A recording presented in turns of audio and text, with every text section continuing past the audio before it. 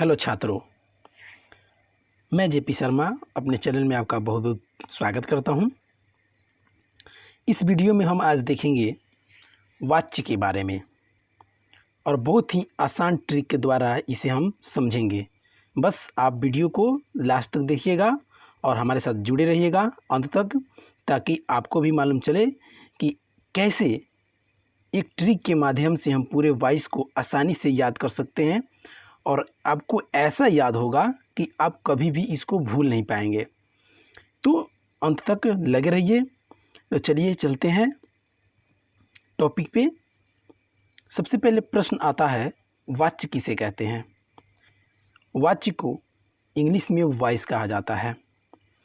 दरअसल बात यह है कि इंग्लिश में वॉइस जो है वो मात्र दो ही पढ़ना है, एक्टिव वॉइस और पैसिव वॉइस। लेकिन हिंदी में हम लोग वाच्य का 3 रूप पढ़ेंगे। वो 3 रूप कौन कौन होंगे हम आगे वीडियो में देखेंगे, बस आप हमारे साथ जुड़े रहिए। तो पहले प्रश्न आता है, वाच्य किसे कहते हैं? तो वाच्य की परिभाषा जो है आप यहाँ देखिए, कर्ता, कर्म या भाव, जिसको क्रिया भी हम लोग बोलते हैं, के अनुसार क्रिया के रूप परिवर्तन को क्या बोलते हैं? वाच्य बोलते हैं। यानी यदि क्रिया कर्ता के अनुसार या कर्म के अनुसार या फिर भाव के अनुसार बदलता है तो उसी रूप को हम क्या बोलेंगे? वाच्य बोल लेते हैं, वाच्य बोलेंगे। ठीक है, वाच्य बोलते हैं। दूसरे शब्दों में यदि कहा जाए तो क्रिया का लिंग वचन पुरुष कर्ता के अनुसार होगा या कर्म के अनुसार या फिर अथवा स्वयं भाव के अनुसार होगा। यदि इसका बोध होता है तो वो क्या है? वो है वाच्य, वो है वाच्य। जैसे एग्जाम्पल में देखिए, राम रोटी खाता है, तो यहाँ पे जो है राम रोटी खाता है, यानी ये क्या है? पुल्लिंग है। राम ने रोटी खाई, ये यहाँ पे खाई स्त्रीलिंग बन गया। ठीक है, तो ये लिंग के अनुसार, वचन के अनुसार, पुरुष के अनुसार, कर्ता के अनुसार या कर्म के अनुसार या अथवा स्वयं क्रिया के अनुसार ये शब्द होगा या फिर किसके अनुसार होगा। यदि ऐसा बोध होता है तो वैसे ही शब्द को हम लोग क्या बोलेंगे? वाच्य बोलेंगे। क्या बोलेंगे? वाच्य बोलेंगे। चलिए, मैंने पहले ही आपको वीडियो में बताया है कि इंग्लिश में हमें कितने पढ़ने हैं वाच्य? तो सिर्फ 2। कौन कौन? एक एक्टिव वॉइस और दूसरा पैसिव वॉइस। लेकिन हम हिंदी में वाच्य के 3 भेद पढ़ते हैं। पहला कर्तृवाच्य, जिसको इंग्लिश में हम एक्टिव वॉइस बोलते हैं। दूसरा कर्मवाच्य, जिसको हम इंग्लिश में पैसिव वॉइस बोलते हैं। लेकिन हिंदी में एक एक्स्ट्रा हमें पढ़ना होता है, वो है भाववाच्य, जिसको हम इंग्लिश में इम्पर्सनल वॉइस बोलते हैं। ठीक है, तो सबसे पहले हम लोग देखेंगे कर्तृवाच्य। कर्तृवाच्य क्या है, कर्तृवाच्य के रूप क्या है, उससे हम कैसे पहचान पाएंगे, ये हम आगे देखेंगे। चलिए, सबसे पहले कर्तृवाच्य। कर्तृवाच्य जो है, कर्ता के अनुसार यदि क्रिया में परिवर्तन होता है तो उसे कर्तृवाच्य बोलते हैं। किसमें? क्रिया में परिवर्तन होता है तो, क्रिया में यदि परिवर्तन होता है तो हम उससे क्या कहेंगे? कर्तृवाच्य। लेकिन किसके अनुसार? कर्ता के अनुसार। तो राम रोटी खाता है, इस शब्द में राम जो है वो है कर्ता। कौन है? राम। राम क्या खाता है? रोटी। ठीक है, तो राम रोटी खाता है, तो राम यहाँ पे क्या है? पुल्लिंग है, तो खाता यहाँ बन गया पुल्लिंग। ठीक है, यहाँ तक समझ में आ गया आपको। लेकिन दूसरे वाक्य में आप देखिए, सीता रोटी खाती है, यहाँ पे सीता जो है स्त्रीलिंग है, तो यहाँ खाना भी क्या बन गया है? स्त्रीलिंग बन गया है। यानी यहाँ जो कर्ता है, कर्ता सीता स्त्रीलिंग है, तो यहाँ खाते भी क्या हो गया है? स्त्रीलिंग बन गया है। यानी इसमें जो क्रिया है, खाने का जो क्रिया है, वो इस कर्ता के अनुसार अपना रूप बदल लिया। लड़के खाते हैं, ये क्या है? बहुवचन। लड़के बहुवचन है, एक वचन से अधिक है, यानी एक से अधिक लड़के हैं, तो लड़के। और खाते हैं यानी ये वचन के अनुसार अपना रूप बदल लिया। तो ये जो रूप बदल रहा है आपको, अब मैं अभी बता रहा हूँ, ये खाता, ये पुल्लिंग, ये खाती स्त्रीलिंग, ये खाते आपको बहुवचन। ये जो आपको शब्द दिखाई दे रहे हैं, इसी को हम लोग बोलेंगे वाच्य। लेकिन ये कौन सा वाच्य है? तो ये कर्म के कर्ता के अनुसार ये अपने रूप को परिवर्तित किया है, इसीलिए ये क्या हो गया है? कर्तृवाच्य।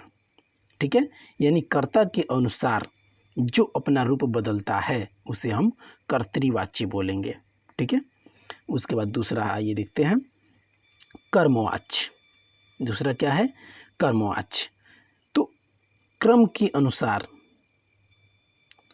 के अनुसार यदि क्रिया में परिवर्तन हो तो उसे हम कर्मवाच्य कहते हैं।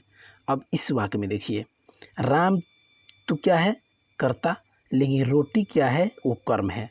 यानी राम कौन सा काम कर रहा है? तो रोटी खाने का काम कर रहा है। ठीक है, तो रोटी यहाँ स्त्रीलिंग है, तो रोटी के अनुसार ये खाना जो क्रिया है वो खाई बन गया।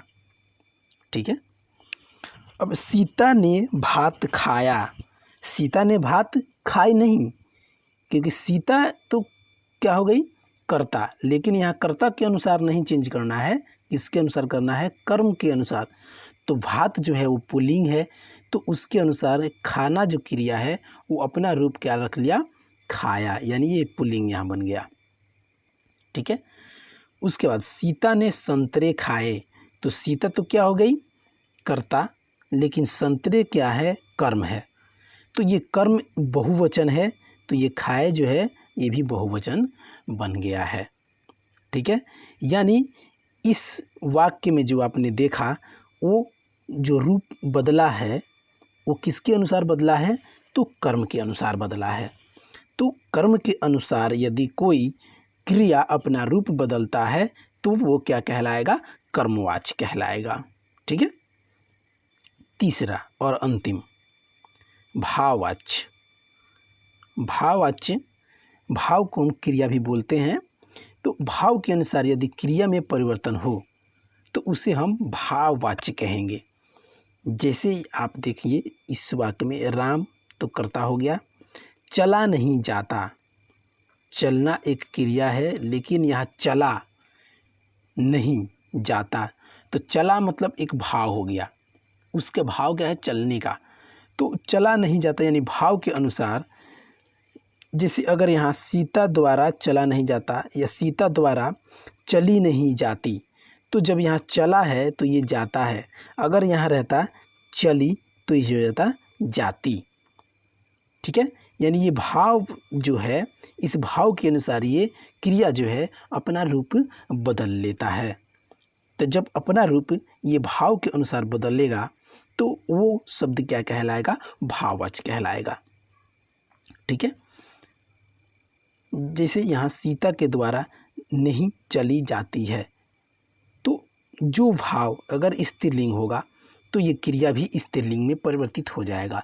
अगर भाव पुल्लिंग होगा तो ये क्रिया भी पुल्लिंग हो जाएगा। जब यहाँ पे बहुवचन, अगर मान लीजिए सीता के जगह पर बहुवचन रहता तो ये भी बहुवचन हो जाता। तो भाव के अनुसार यदि कोई शब्द अपना रूप बदलता है, कोई क्रिया जो है अंतिम में जो लगता है वो अपने रूप को बदल लेता है भाव के अनुसार, तो वो क्या कहलाएगा? भाववाच्य कहलाएगा। एक बात याद रखिएगा कि भाववाच्य में जो है कर्म नहीं होता है। भाववाच्य में कर्म नहीं होता है।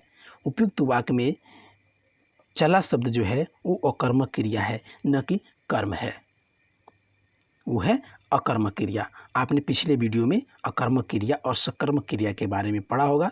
यदि नहीं पढ़ा है तो मेरे वीडियो के डिस्क्रिप्शन बॉक्स में जाके वहाँ से आप देख सकते हैं।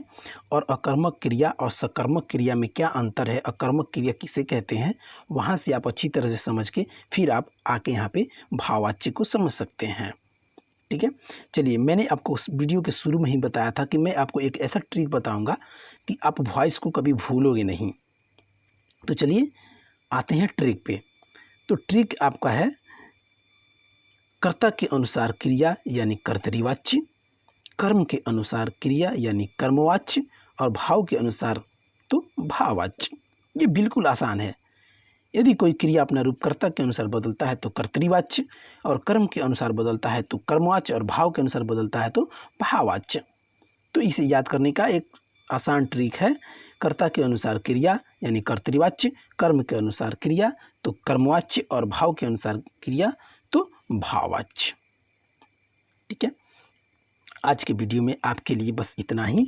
मैं आशा करता हूं कि आपको अच्छी तरह से वीडियो समझ में आया होगा।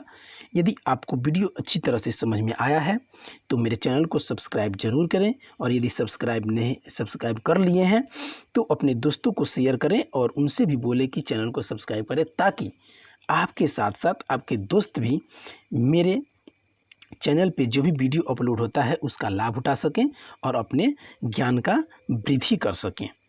ठीक है। आज के लिए बस आपके लिए इतना ही। वीडियो को देखने के लिए हमारे तरफ से बहुत बहुत धन्यवाद।